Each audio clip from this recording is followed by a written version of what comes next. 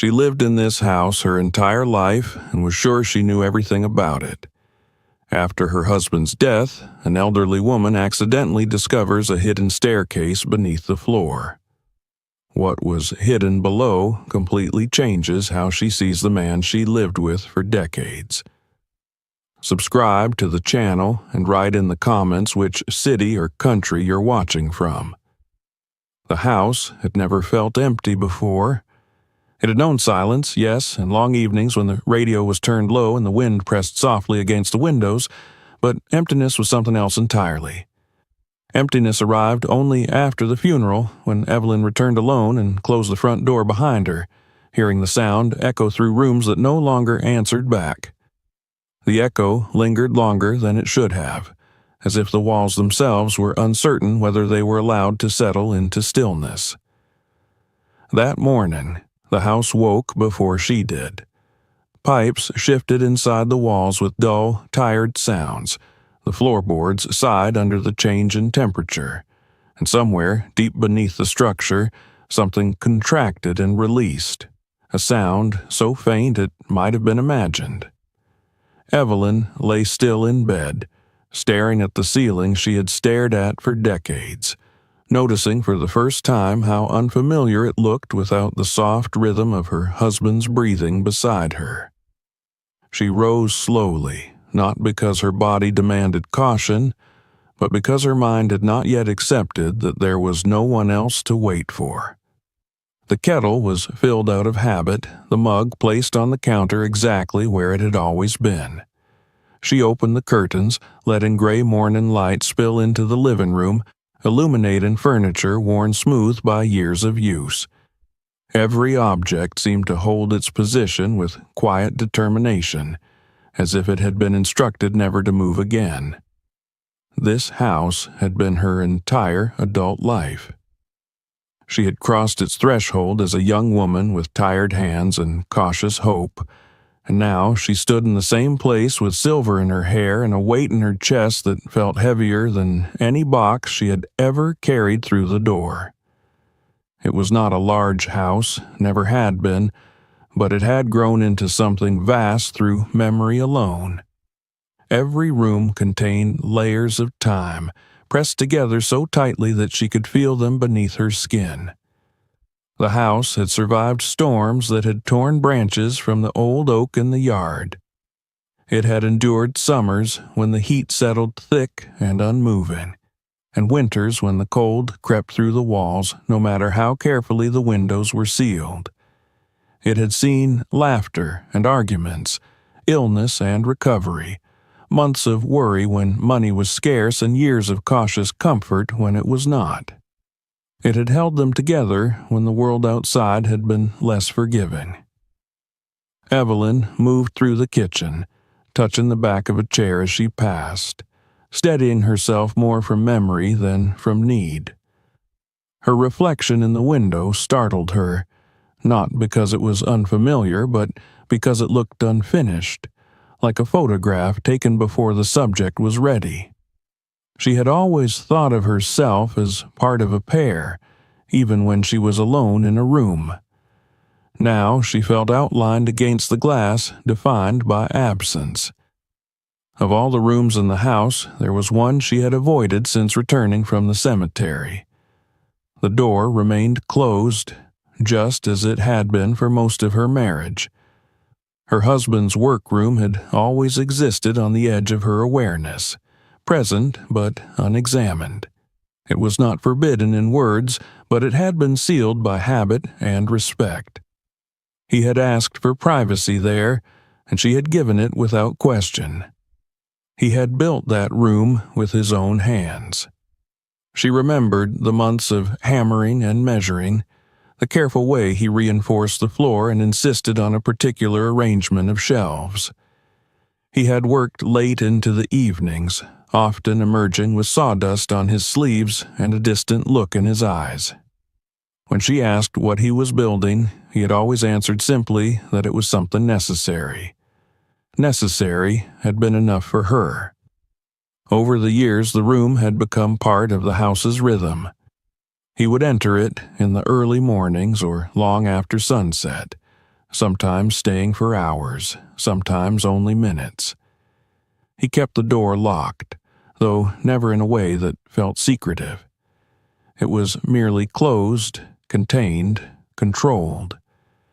She had trusted him the way she trusted the foundation beneath her feet, without inspecting it, without imagining that it might hide something unexpected. Now, standing alone in the hallway, Evelyn found herself facing that closed door. The hallway clock ticked loudly, each sound measured. She told herself she was only going to clean. That was all.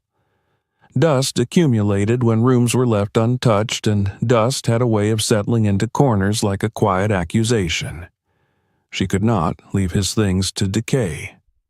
Order had always been her answer to grief, a way of reminding herself that the world still obeyed certain rules.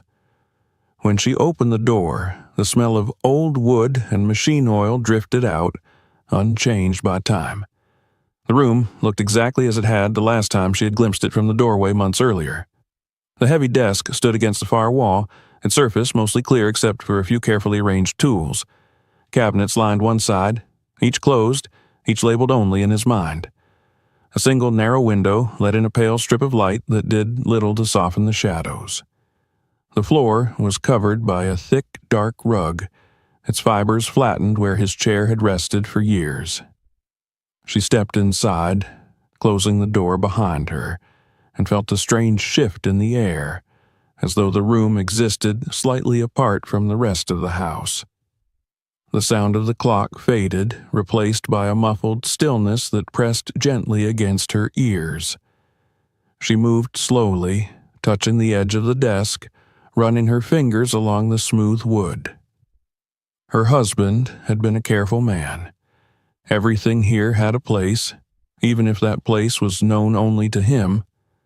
There were no family photographs, no personal mementos on display. This room had not been for memory. It had been for purpose. As she bent to straighten the edge of the rug, a sensation crept through her shoes that made her pause. The floor beneath her felt colder than the rest of the house. Not cool in the way shaded rooms sometimes were, but distinctly cold, as if it belonged to a different environment entirely. She shifted her weight, stepping back, then forward again. The feeling remained. She frowned, pressing her foot more firmly against the rug. The chill was localized, confined to a small area near the center of the room. She dismissed it at first, assuming it was her imagination, the product of nerves and exhaustion. But as she stood there, she realized that the cold had been present before. Not often, and never long enough to concern her, but enough that it stirred something uneasy in her memory. She knelt, smoothing the rug back with care. Beneath it, the wooden floor looked ordinary at first glance, polished and well-maintained. Yet, something about it felt wrong. The grain ran slightly off from the surrounding boards, subtle enough that it would have escaped notice unless one was looking directly at it. Evelyn placed her palm flat against the wood. The cold seeped into her skin immediately, sharper than before. She drew her hand back, startled, and sat there for a long moment, her heart beating faster than it had any reason to. This house had never surprised her. It had aged, yes, and required repair, but it had never revealed anything unexpected. The realization unsettled her more than she wanted to admit. She stood and crossed the room, checking the window, the walls, the radiator beneath the sill. Everything appeared intact. No drafts, no moisture, no obvious explanation. When she returned to the spot and pressed her foot against it again, she noticed something else. The sound was different. Not hollow exactly, but muted, as if the floor were layered over something that absorbed the impact. A quiet unease settled into her chest. She straightened, glancing at the closed door as if expecting it to open on its own. The house remained silent, offering no guidance. She thought of the years she had spent trusting that everything important in her life was visible, accounted for, shared. The thought that something might have existed beneath her feet, unnoticed, unacknowledged, made her feel suddenly unsteady. She told herself she would leave it for another day. There was no reason to investigate now. She had lived here for decades without incident. Whatever it was, it could wait. Yet, as she replaced the rug and moved toward the door, the sense of being watched lingered, not by another presence, but by the room itself, by the space she had finally entered after so many years. The workroom felt less like a place of labor and more like a boundary she had crossed too late. She turned back once more, her gaze drawn to the center of the floor. The cold waited patiently beneath the wood, unchanged by her hesitation. Somewhere, deep within the house, something shifted again. A faint sound. Evelyn rested her hand on the doorframe, feeling the solid reassurance of the house she had trusted for so long. For the first time since her husband's death, she allowed herself to consider a thought that frightened her more than loneliness. The possibility that the man she had loved, the life she had shared, and the home she believed she knew might all contain layers she had never been meant to see. She closed the door gently, but the question followed her into the hallway and remained with her as she returned to the quiet routines of the morning. The house did not offer answers. It only held them, buried deep, waiting for the moment she would no longer be able to turn away. The question Evelyn carried out of the workroom did not leave her when she closed the door. It followed her through the hallway, into the kitchen, and lingered as she rinsed her cup and placed it carefully in the sink. The house resumed its ordinary sounds, the faint ticking of the clock, the distant hum of electricity inside the walls, yet something had shifted. The workroom was no longer a sealed space in her mind. It had opened, and with it came a sense of unfinished business she could neither name nor ignore. She tried to return to routine, because routine had always been her way of surviving change. She wiped down counters that were already clean, folded laundry that did not need folding, rearranged small objects on the shelf near the window. Each action was deliberate, precise, almost ceremonial. Yet beneath every movement was an awareness that something waited for her, patient and unmoving, under the floor of the one room she had never truly entered before. By the afternoon, the memory of the cold spot beneath the rug had sharpened rather than faded. She replayed the sensation in her mind, the unnatural chill that had seeped through the soles of her shoes and into her skin. The house had always been predictable. When it was cold everywhere. When it was warm, warmth spread evenly through its modest frame. That isolated pocket of cold had no place in her understanding of the structure. She returned to the hallway outside the workroom several times, pausing as though she had forgotten something important and was trying to remember what it was. Each time she told herself she would deal with it later. Each time the later felt less convincing. As daylight began to thin, Evelyn stood once more before the closed door. She did not open it immediately. Instead, she rested her hand against the wood, feeling its familiar texture, the faint grooves left by decades of use. Her husband had passed through this doorway thousands of times. Whatever lay beneath the floor had been beneath his feet as well. The thought carried a strange comfort and an even stranger unease. She opened the door and stepped inside. The room greeted her with the same controlled stillness, the same filtered light. She closed the door behind her and crossed directly to the center of the floor, pulling back the rug with more confidence than before. The wooden boards beneath were clean and well maintained, no sign of rot or neglect. If anything, they looked newer than the surrounding floor, as though they had been replaced at some point. She pressed her foot down again. The cold was undeniable. It radiated upward, distinct and localized, as if it belonged to a space not meant to share the same air as the rest of the house. She knelt slowly, careful of her knees, and placed her palm against the wood once more. The chill was immediate, biting in a way that made her draw a sharp breath. Her eyes traced the outline of the boards. Now that she was looking closely, she could see the difference. The seams were finer, the nails fewer and set deeper. This section of floor had been crafted to blend in, not to be noticed. The realization made her heart beat faster, not with fear exactly, but with the weight of discovery. She stood and moved to the cabinets along the wall, opening them one by one. Inside were tools she recognized and others she did not, their purposes unclear. Measuring instruments, old levels, spare hinges, sealed containers labeled only with dates.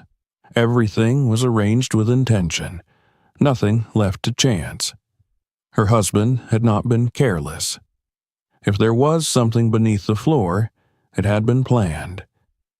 Evelyn retrieved a small flashlight from one of the drawers, turning it over in her hands. It was heavier than expected, solid and well used. She tested it, and a strong beam of light cut through the dimness of the room. The sight of it filled her with a quiet resolve. She had spent a lifetime adapting to circumstances she had not chosen. She returned to the cold spot and knelt again, examining the edge of the board closest to her. There, barely visible unless one knew to look, was a narrow seam, cleaner than the rest. She pressed her fingernail into it and felt a slight give. Her breath caught. This was no accident. This was an entry point. It took time to work the board free. She moved carefully, aware of her age and the risk of sudden strain. Using one of her husband's tools, she applied slow, steady pressure, coaxing the wood upward rather than forcing it. The sound of the board lifting was soft but unmistakable, a gentle protest that echoed too loudly in the quiet room. When the board finally came loose, she lifted it away and set it aside. Beneath it was darkness, deeper than the shadowed corners of the room, a darkness that seemed to absorb the beam of her flashlight rather than reflect it. She leaned forward, shining the light down, and gasped softly. A staircase descended into the earth. The steps were narrow and steep, constructed of reinforced wood and metal, disappearing into a space that lay completely hidden beneath the house. The air rising from below was cool and dry, carrying a faint smell of dust and something older, something sealed away for a long time. Evelyn remained still, her mind racing to catch up with what her eyes were telling her. There had been no mention of this in any of the paperwork when they bought the house. She remembered that process clearly. They had been careful, methodical, reviewing every plan and record they could find. The house had been old even then, but honest, or so she had believed. She sat back on her heels, her heart pounding in her ears. This was more than a quirk of construction. This was a deliberate concealment. Her husband had known. He must have. The thought carried a sharp edge that cut through her grief, leaving behind a hollow ache. For a long moment, she considered covering the opening again and walking away. She could replace the board, lay the rug back in place, and tell herself that some things were better left alone. She had lived well without knowing this secret. She could continue to do so, but the image of the cold beneath her feet refused to leave her mind. Whatever lay below had been close to her for years, sharing her home without her awareness. The boundary between ignorance and knowledge had already been crossed the moment she lifted that board. Evelyn rose slowly and left the room, returning moments later with a sweater, a bottle of water, and her phone. She slipped the phone into her pocket, knowing the signal might not reach wherever the stairs led, but unwilling to leave it behind. She tested the flashlight once more, adjusted the beam, and took a steadying breath. Standing at the edge of the opening, she looked down the stairs. The light revealed only the first few steps, solid and well-built, before the darkness swallowed them. Her body protested quietly, reminding her of stiff joints and slower reflexes, but her mind was clear. If she did not go now, she would never stop thinking about what lay beneath her home. She placed one foot onto the top step. It held firm. She shifted her weight, gripping the edge of the opening with one hand as she descended another step. The air grew cooler with each movement downward, brushing against her skin in a way that made her shiver despite the sweater. The house above seemed to recede with every step, its familiar sounds fading until there was only the soft echo of her own movement and the steady beam of the flashlight cutting through the dark. She descended slowly, counting each step without meaning to, grounding herself in the rhythm. When her feet finally touched solid ground, she paused. The space she stood in felt separate from the rest of the house, insulated not just by earth and wood, but by intention. The air was still, undisturbed, as though it had been waiting for her arrival. She lifted the flashlight and let its beam sweep across the room. What she saw made her breath catch, not with fear alone, but with astonishment. The space beneath her home was not a rough crawl space or an unfinished cellar. It was a room, purpose-built and carefully maintained. Shelving lined the walls, holding boxes and containers arranged with the same meticulous order she had seen upstairs.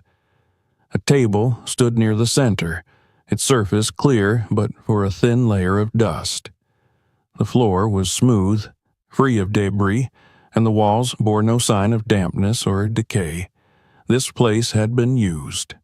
Not briefly, not accidentally, but deliberately, over a long period of time. Evelyn took a cautious step forward, her shoes making a soft sound against the floor. The dust shifted slightly, disturbed in a way that suggested more than just her own movement. She frowned, lowering herself to examine it more closely. In certain areas, the dust was thinner, brushed aside in patterns that did not match the. Someone had been here. The realization sent a chill through her that had nothing to do with temperature. She straightened, her flashlight sweeping the room again, more carefully this time. The room was small, contained, but it held more questions than she could count. Whatever her husband had hidden beneath their house, it was not merely an extension of his workroom. It was something else entirely, something that demanded explanation.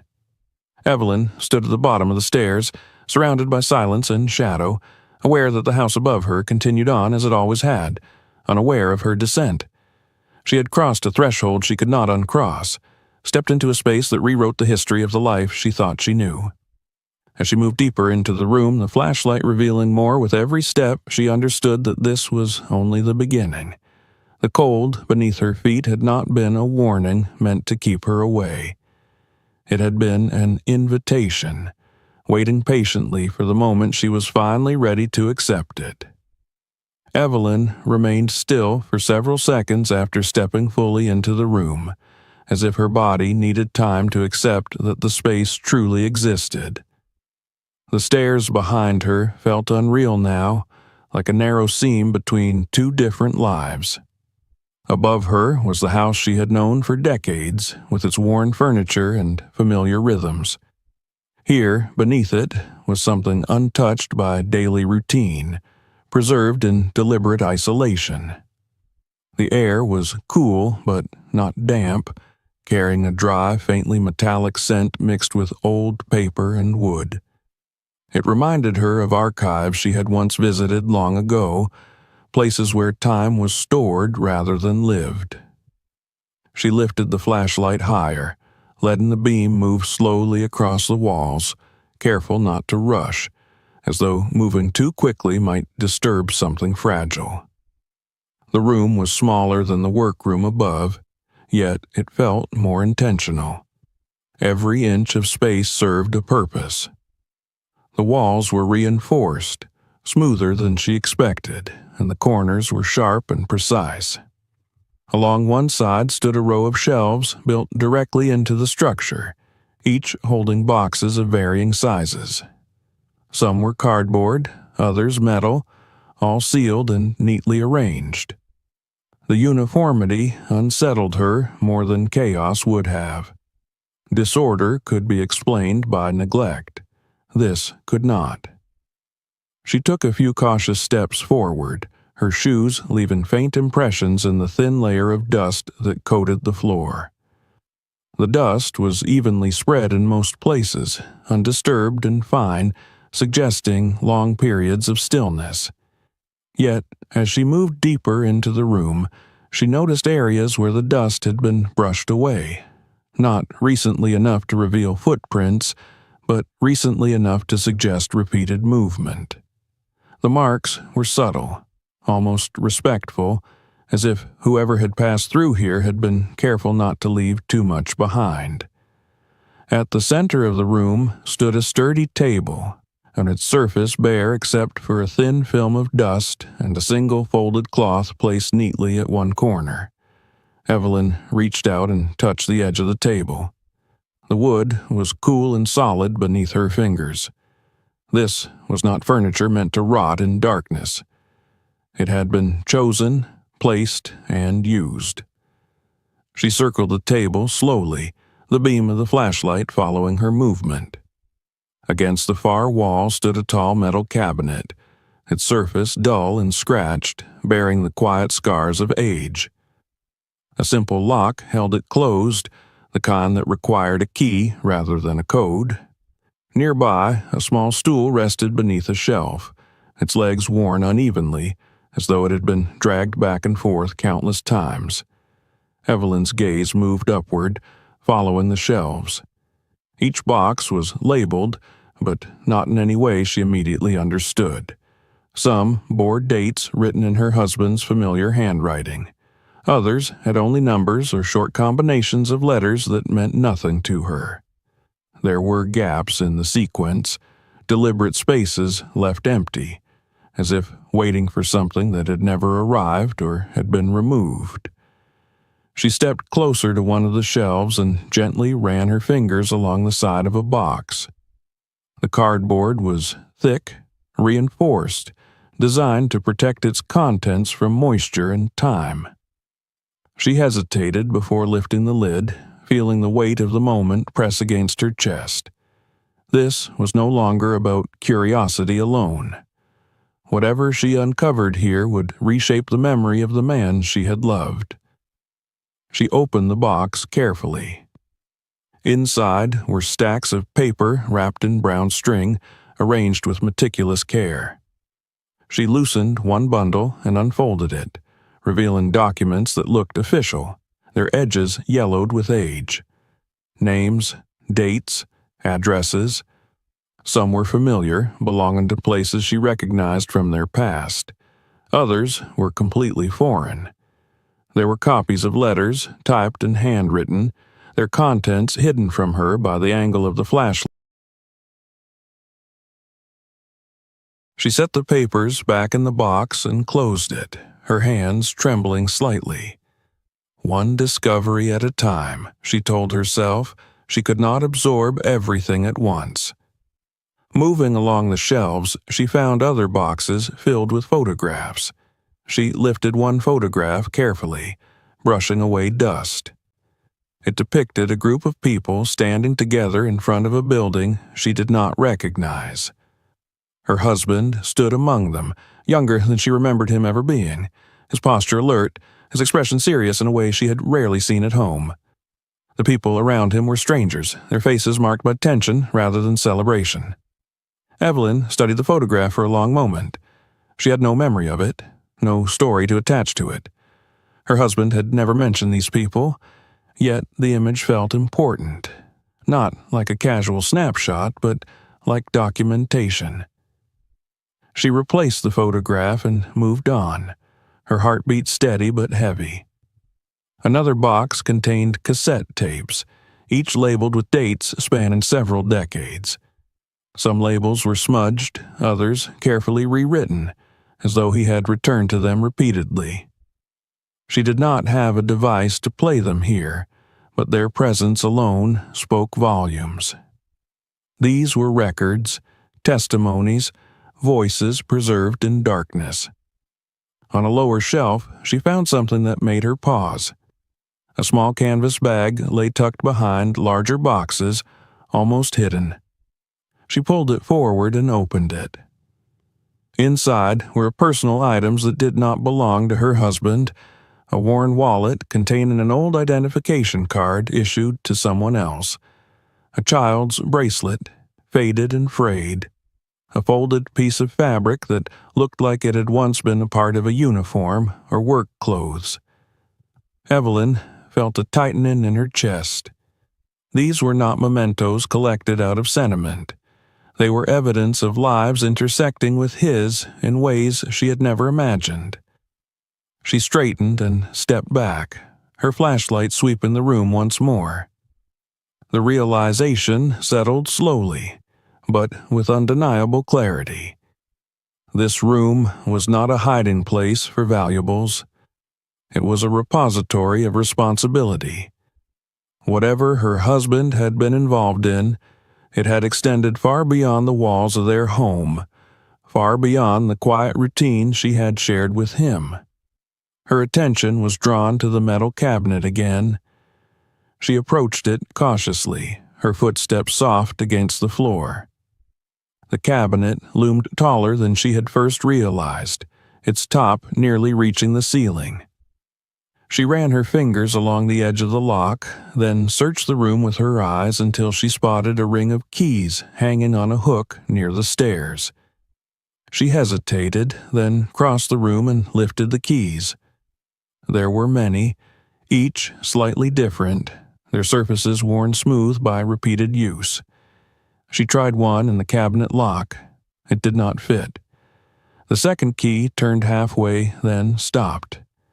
The third slid in easily and turned with a soft click. The sound echoed in the small room, louder than it should have been. She opened the cabinet door slowly. Inside were metal drawers, each sealed with its own latch. She pulled one open and found more documents, these newer, their paper crisp despite the dust outside. Some bore official seals.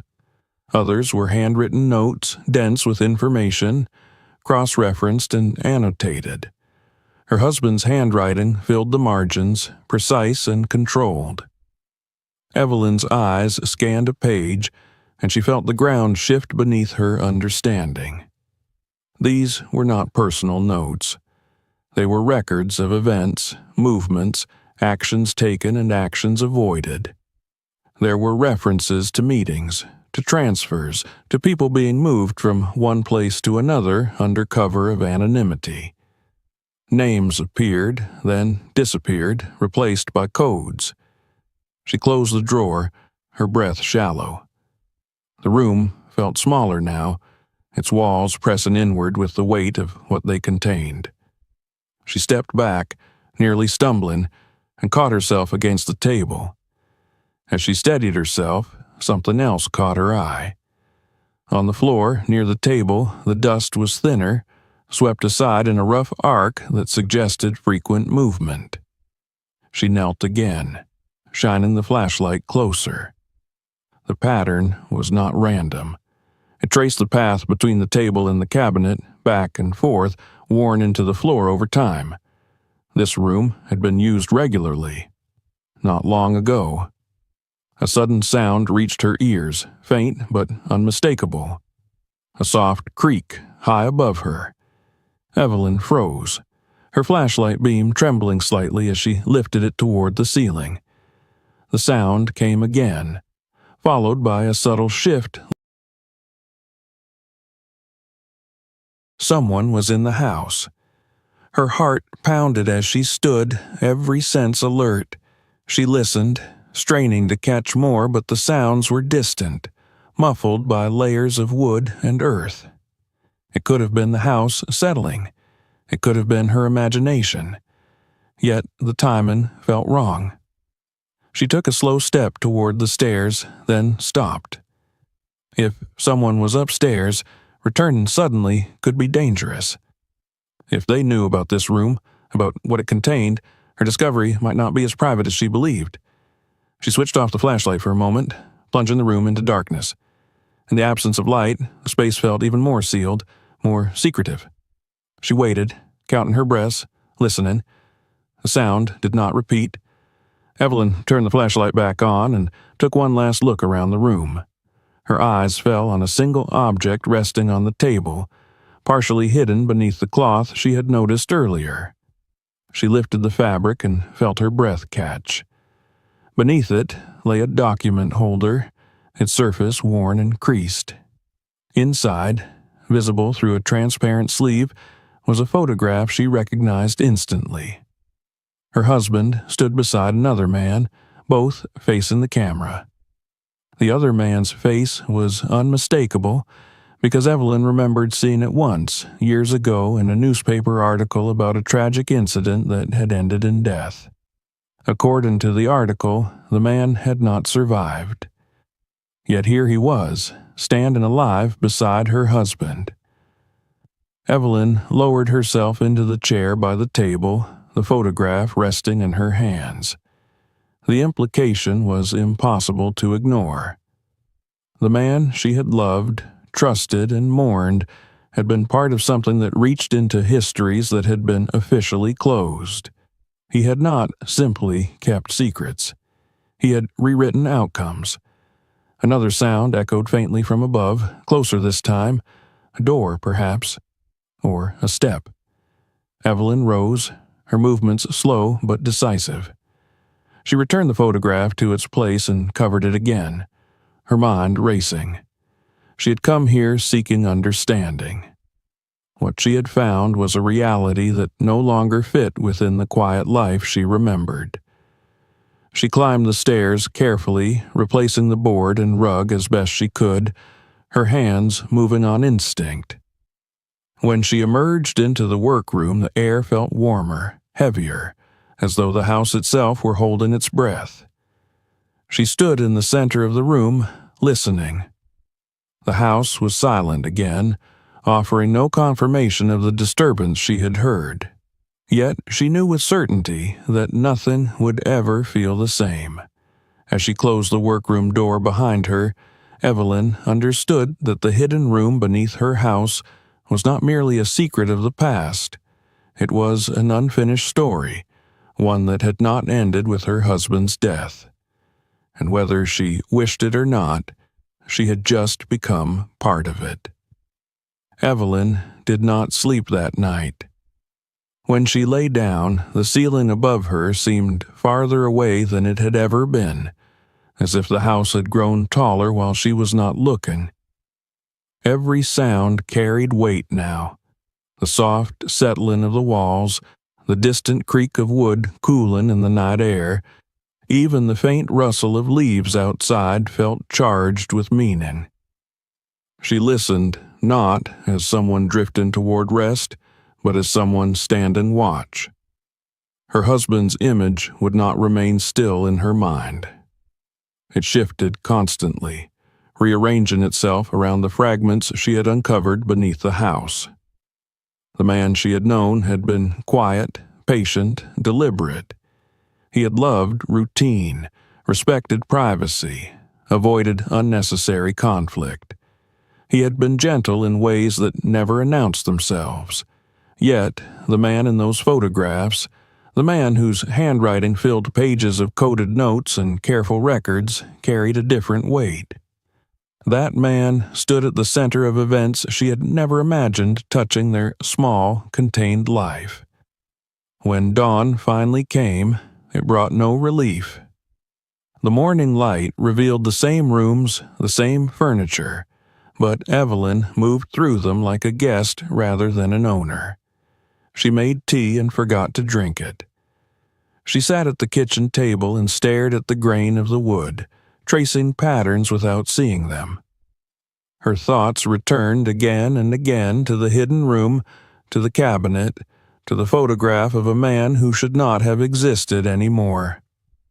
By mid-morning, she accepted that avoidance was no longer possible.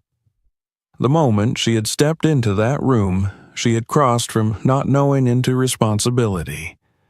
Whatever her husband had done, he had chosen to leave it behind in a way that ensured it would be found. Perhaps not immediately, perhaps not easily, but inevitably.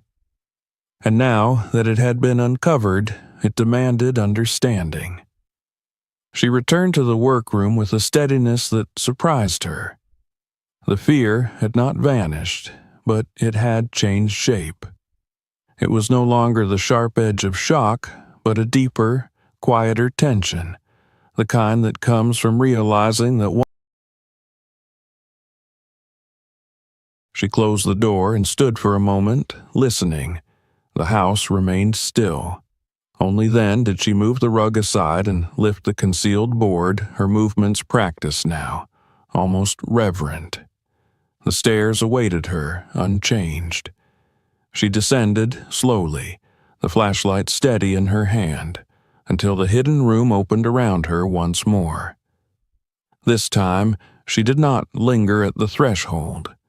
She moved directly to the table and set the flashlight down, adjusting it so that it illuminated the surface clearly. One by one, she brought out the items she had glimpsed the night before, arranging them carefully as though setting the stage for something that required order. She began with the documents. She unfolded them slowly, reading not everything at once, but enough to begin forming connections. Names repeated across different years. Addresses changed, sometimes crossing state lines, sometimes disappearing altogether. There were references to assistance, to protection, to relocation. Certain phrases appeared again and again, written in her husband's precise hand, as though they carried significance beyond their surface meaning. As the hours passed, a pattern began to emerge. This was not random charity, nor was it simple record-keeping. Her husband had been involved in something sustained, organized, and deeply intentional. He had helped people vanish from one version of their lives into another, not to escape justice, but to escape danger. The realization unsettled her more than the secrecy itself. She had lived through decades when danger did not always announce itself openly. She knew what it meant to navigate a world that could turn hostile without warning. Yet, she had believed those threats belonged outside their door, not woven quietly into the foundation of their home. She paused when she came across a series of documents tied together with a faded ribbon. These were older than the rest, their paper thin and fragile. As she read, her chest tightened. They referred to an incident long past, one she remembered faintly from news reports years ago, a violent event, a wrongful accusation, a death that had been accepted publicly as unavoidable. Yet here, in these pages, the story fractured.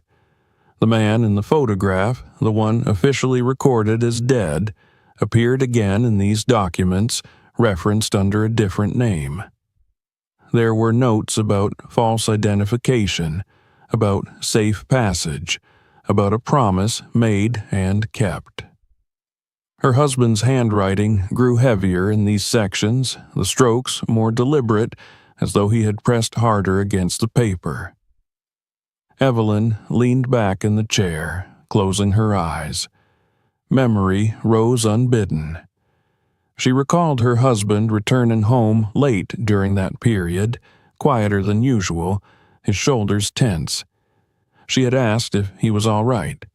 He had nodded and said he was tired. She had believed him. She had always believed him. The workroom above suddenly took on new meaning in her mind.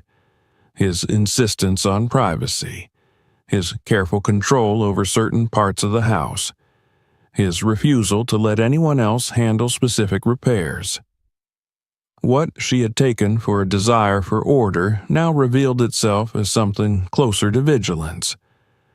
As the day wore on, she moved from documents to photographs, studying faces, expressions, locations. None of the images felt celebratory. There were no smiles, no casual poses. These were records, taken to confirm presence, to document moments that might later need proof. She recognized her husband's posture in each one, the way he stood slightly apart, attentive rather than central. There were also absences, gaps in the sequence that troubled her. Entire years with fewer records, as though something had happened that could not be written down, even here. The emptiness felt deliberate, more telling than the pages that existed. Late in the afternoon, she heard a sound above her again. This time, it was clearer. A soft thud, then the faint scrape of something being moved. Evelyn froze, the paper in her hands trembling. She listened, holding her breath. The sound did not repeat, but the silence that followed felt strained. She gathered the documents and returned them to their places with care, extinguishing the flashlight before climbing the stairs. When she emerged into the workroom, she scanned the space quickly. Nothing appeared disturbed. The door remained locked, the windows untouched. Yet the sensation of being observed lingered, a thin pressure against her awareness. She locked the workroom door behind her and moved through the house, checking each room methodically. Everything was as she had left it. No drawers open, no objects out of place. Still, she could not shake the certainty that the house had. The thought followed her into the evening, into the quiet preparation of dinner she barely tasted. She found herself glancing at the windows, at the front door, at the hallway leading to the workroom. The house had always been a shelter. Now it felt like a boundary between past and present, a place where different truths coexisted uneasily. As night settled in, Evelyn sat alone in the living room, the lamp casting a small circle of light around her. She held one photograph she had not returned to the hidden room, the image of her husband standing beside the man who was not supposed to exist. She studied her husband's face carefully, searching for something she had missed all those years. There was no triumph there, no pride, only focus, determination, and something else she recognized now as resolve shaped by necessity rather than choice.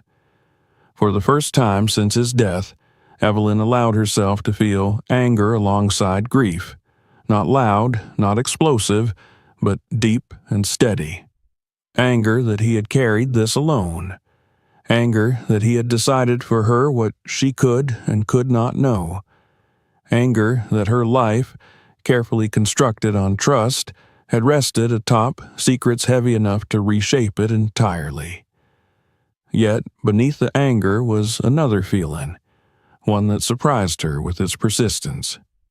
Respect. Not blind admiration, but a sober acknowledgement of the cost of what he had done. He had not sought recognition. He had not spoken of it. He had built a room beneath their house and filled it with truth, then sealed it away, carrying the weight in silence. As the night deepened, Evelyn came to understand something essential. Her husband's secrecy had not been about hiding from her, it had been about protecting her. Whatever dangers he had navigated, whatever enemies his actions might have created, he had kept them from touching her life as long as he could. But he was gone now, and the protection he had maintained through silence had ended with him. Evelyn rose and extinguished the lamp, standing in the darkness of her living room. The house felt different, not hostile but altered, like a familiar landscape revealed under new light. She knew now that the hidden room beneath her feet was not a relic of the past. It was an unfinished responsibility. And somewhere within the carefully ordered chaos of her husband's secret work, there were threads left untied. Whatever he had been working toward, he had not lived long enough to see it completed. The realization settled heavily in her chest. She had not sought this knowledge. She had not wanted this role. Yet, as she stood there, listening to the quiet breathing of the house, Evelyn understood that the story beneath her home did not end with her husband's death. It had merely changed hands. Evelyn woke before sunrise with the sense that something had shifted again, not in the house this time, but within herself. The quiet that greeted her no longer felt passive. It felt expectant, as if the walls were aware that she had reached a point beyond reflection. The anger and understanding she had carried through the night had settled into something heavier and more focused. It was no longer enough to know what her husband had done. Knowledge without action felt like another form of abandonment, and she knew, with a clarity that surprised her, that this was what she could not accept. She moved through the house slowly, methodically, preparing breakfast she barely touched. Each familiar motion anchored her, even as her thoughts turned again and again to the documents beneath the floor. Her husband had not simply recorded events for memory's sake. The precision of his work, the careful cross-referencing, the way certain files were marked and separated, all suggested intent beyond documentation. These were not archives. They were tools. By mid-morning, she found herself back in the workroom, the door closed behind her, the rug drawn aside with practiced ease. The stairs no longer frightened her. They felt almost inevitable, like a path she had always been walking without knowing where it led. She descended once more, her flashlight steady, her breathing controlled. In the hidden room, she went directly to the cabinet. She opened the drawers she had only briefly examined before, this time with patience rather than shock. She laid the contents out across the table, grouping documents by date and by subject. As she did, a clearer picture emerged, one that tightened her chest with its implications. There were cases her husband had marked as resolved. Those files ended cleanly, with final notes written in a decisive hand. Relocation completed. Threat neutralized. Identity secured. But there were others, fewer in number yet heavier in presence, that lacked such conclusions. These files ended abruptly, sometimes with a single line written later than the rest, as though added in haste. Delayed. Unfinished. Evelyn traced one of these notes with her finger, feeling the indentation left by the pen. Her husband's writing here was different, less controlled. The letters pressed deep into the paper, betraying tension. She imagined him standing in this very room, weighing options, calculating risk. The realization that he had not been able to complete what he started unsettled her more than the danger itself. She continued sorting, and among the unfinished files she found something that made her pause. A folded envelope, thicker than the others, sealed and unmarked. Inside was a letter written in her husband's hand, dated only weeks before his death. It was not addressed to her by name, yet as she read she understood it had been meant for her all along. He did not apologize. He did not explain everything. Instead, he wrote about responsibility, about the way certain choices, once made, could not be undone without causing greater harm. He wrote about protecting people who had already lost too much and about the limits of time. He acknowledged, without sentimentality, that there were matters he would not finish himself. The words were spare but deliberate. If this reaches you, then you have found what I could not bring myself to share. There are things that cannot be passed on through conversation. They must be discovered. Trust your judgment. Do not rush. And remember that silence can protect, but only for so long. Evelyn folded the letter carefully and set it aside. The weight of it settled fully into her awareness. This was not a confession. It was a transfer. As the hours passed, she followed the threads left behind, reading deeper into the unresolved cases. She learned that at least one person mentioned in the files was still alive, still at risk. There were recent annotations written within the last year of her husband's life, noting increased activity, renewed interest from parties unnamed. He had been watching, even as his health declined. The implications were sobering. Whatever danger existed had not died with him. It had simply gone dormant. A sudden sound above her pulled her sharply back into the present. This time it was unmistakable. A door closing. Not slamming, not forceful, but deliberate. Evelyn's heart began to pound. She extinguished the flashlight instantly, plunging the room into darkness, and stood motionless, listening. The house above creaked softly, settling. Footsteps did not follow. No voices reached her ears. After several long minutes, she allowed herself to breathe again. Whether someone had been there or not, the effect was the same. She could no longer assume privacy. When she climbed back into the workroom, she moved quickly, replacing the floorboard and rug with care born of urgency. She checked the locks on the doors, peered through the windows, scanned the yard. Everything appeared unchanged, but the sense of exposure clung to her like damp clothing. That evening, she received a call she had not expected.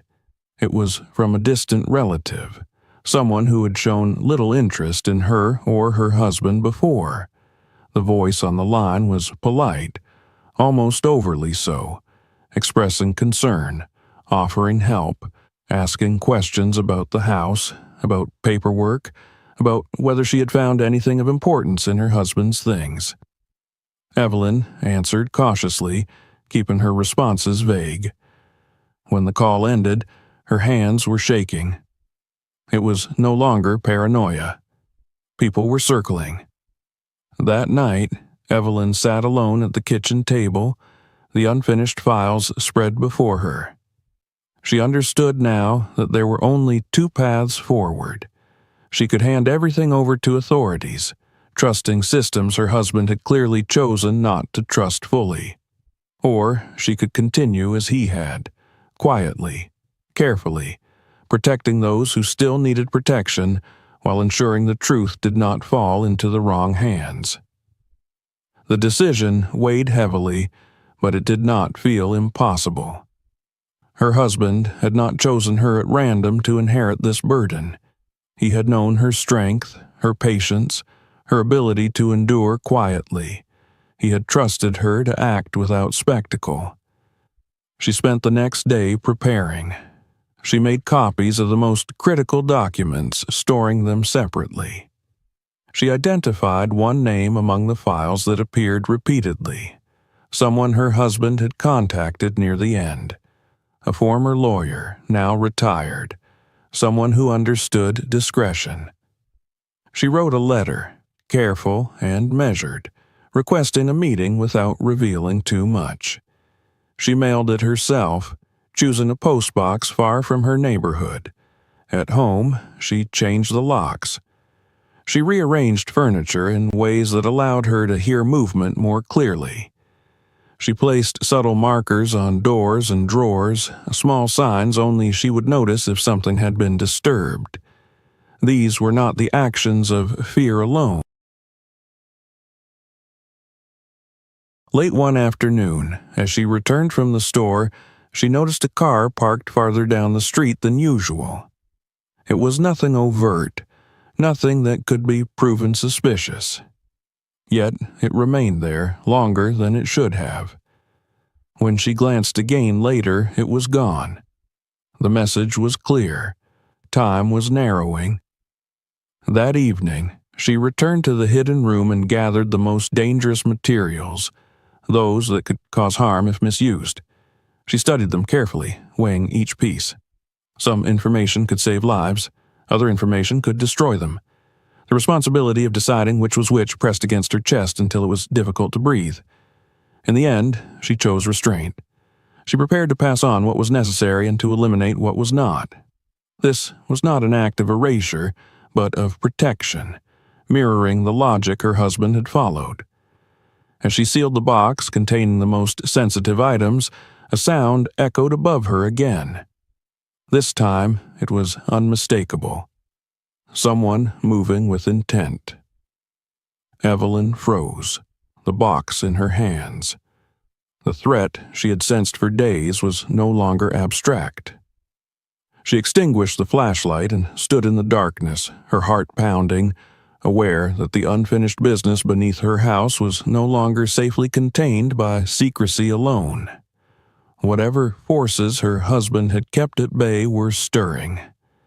And she knew, with chilling certainty, that the choices she made next would determine whether his work ended in quiet resolution or catastrophic exposure. The night after Evelyn sealed the box in the hidden room did not pass quietly. Even when the house appeared still, she sensed movement in the margins of her awareness, as though the world beyond her walls had begun to press inward. Sleep came only in fragments, broken by dreams that dissolved the moment she opened her eyes, leaving behind a lingering sense of urgency. By morning, exhaustion had sharpened into resolve. There was no longer any illusion that time was on her side.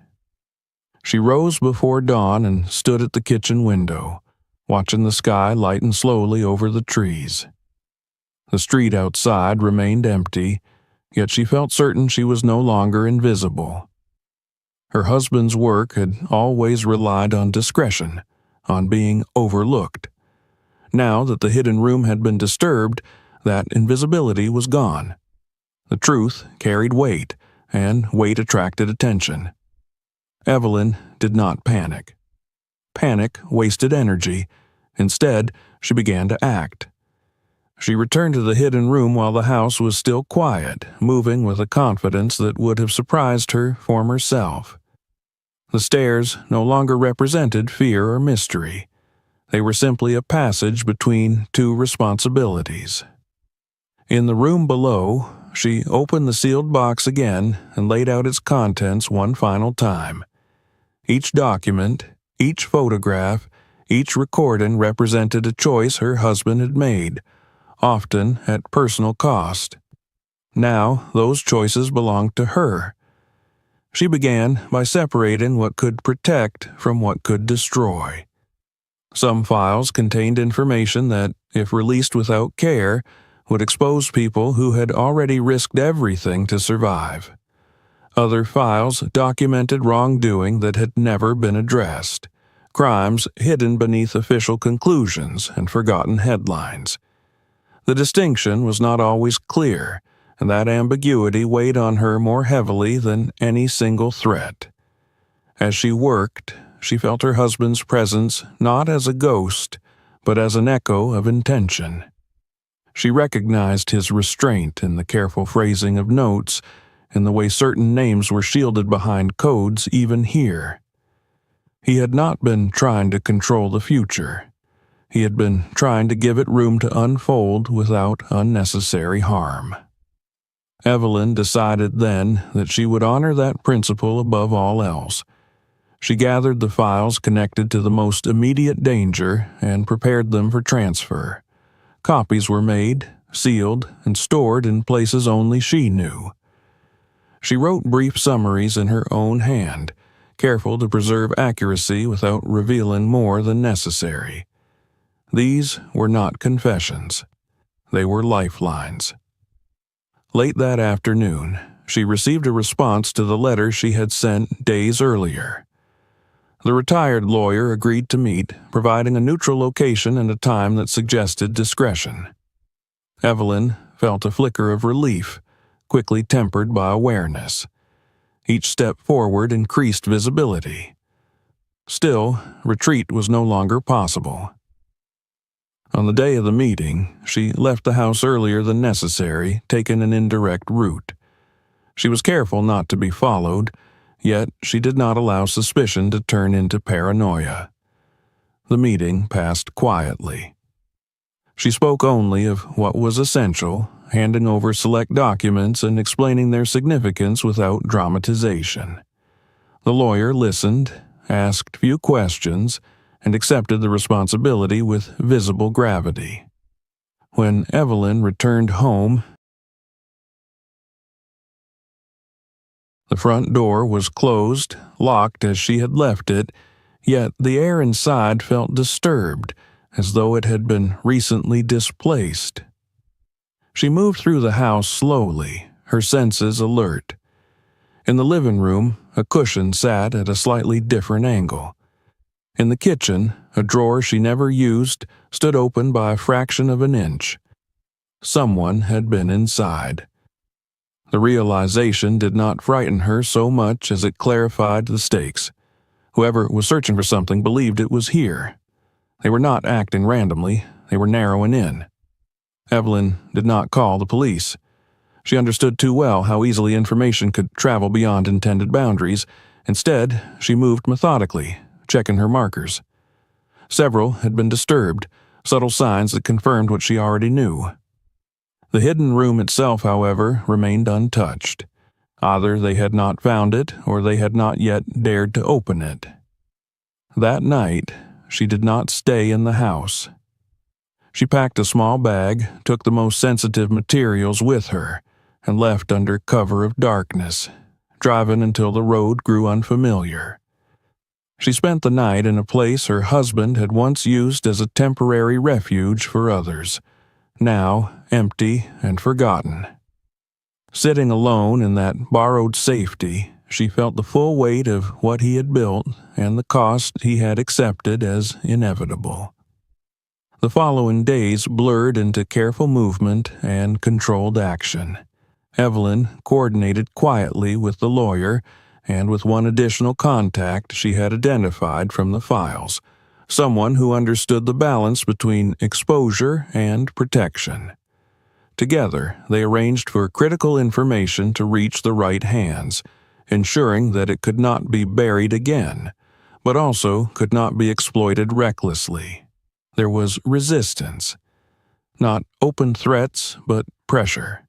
Inquiries framed as concern. Suggestions that she rest, that she let others handle things. At one point, a stranger approached her in public, offering assistance that felt more like assessment. Evelyn declined politely and made sure she was never alone afterward.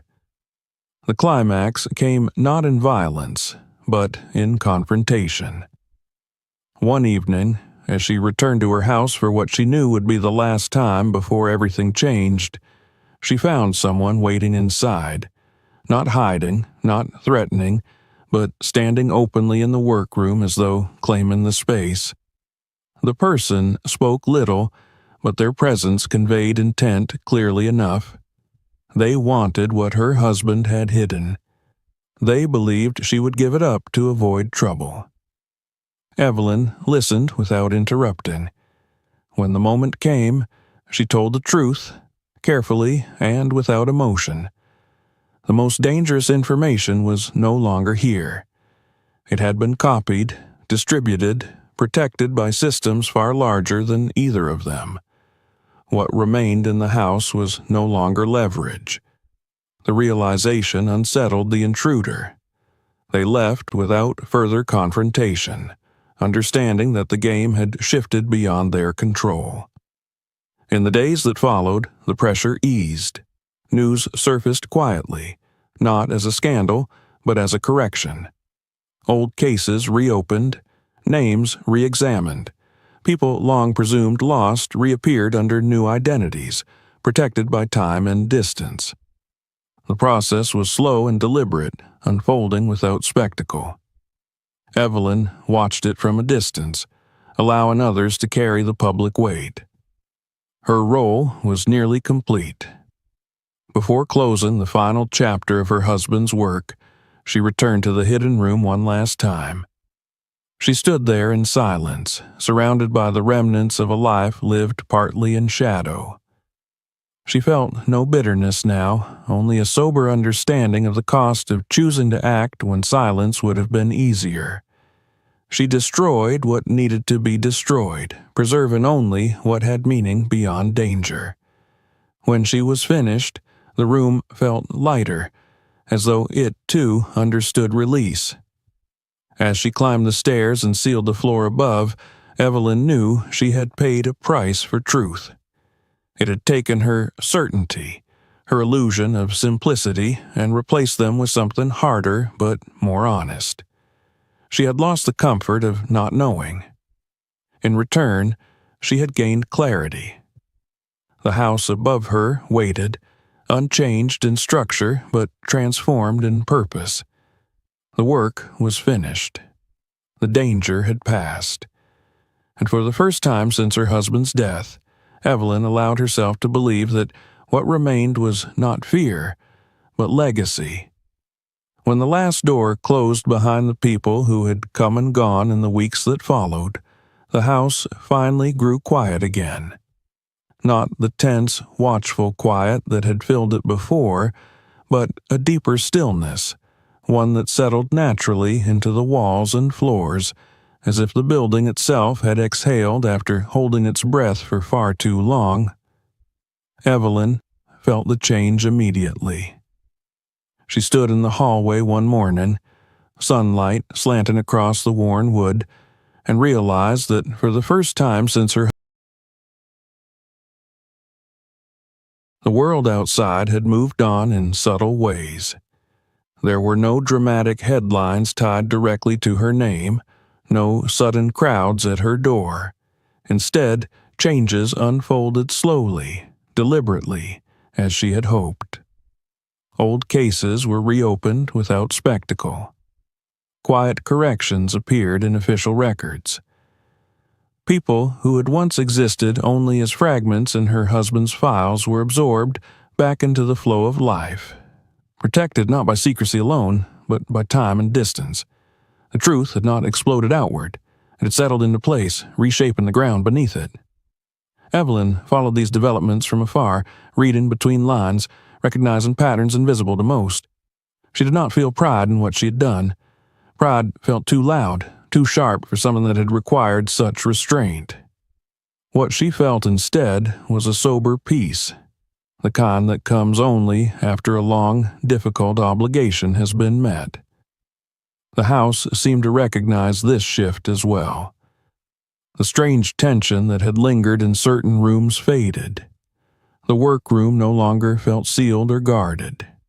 When Evelyn entered it now, it was simply a room again, filled with tools, light, and the faint scent of wood. The cold beneath the floor had vanished entirely, as though whatever had drawn it there had finally been resolved. On a clear afternoon, she decided it was time to return to the hidden room one final time. She moved with familiarity now, pulling back the rug, lifting the concealed board, descending the stairs without hesitation. The space below greeted her differently than before. The shelves were mostly bare, the cabinet nearly empty. What remained were items she had chosen deliberately, not out of necessity, but out of meaning. A few documents preserved for historical truth. A handful of photographs kept not as evidence but as memory. The rest had been destroyed or transferred, their purpose fulfilled. She stood in the center of the room and let herself take it in fully, not as a site of danger or secrecy, but as what it had always been at its core. A place built to protect, a place meant to hold weight so that others would not have to. Evelyn knelt and ran her hand across the smooth floor. She felt no chill this time, only the steady, neutral temperature of earth and stone. The house above her felt solid, grounded, honest. For years, she had lived on top of this room without knowing it existed. Now she understood that the foundation of her life had always included layers she had not been aware of, and that awareness did not diminish what she had lived. It deepened it. She gathered the remaining items and placed them carefully into a single container, one that would remain sealed unless needed again. Then she turned to the room itself. She cleaned it thoroughly, not to erase its past, but to honor it. Dust was swept away, surfaces wiped clean. The room grew brighter, lighter, no longer burdened by the weight of secrets alone. When she was finished, Evelyn stood at the base of the stairs for a long moment. She thought of her husband as he had been here, working quietly, carrying knowledge he could not share, making choices that shaped lives beyond his own. She felt neither anger nor sorrow now, only a clear understanding of who he had been in full. Not a hero, not a martyr, but a man who had accepted responsibility when it would have been easier to look away. She climbed the stairs and replaced the board for the last time. This time, she sealed it completely, reinforcing it not with haste, but with care. The hidden room would remain, not as a secret waiting to be uncovered again, but as a closed chapter, preserved and protected by intention rather than concealment. In the days that followed, Evelyn began to change the house above.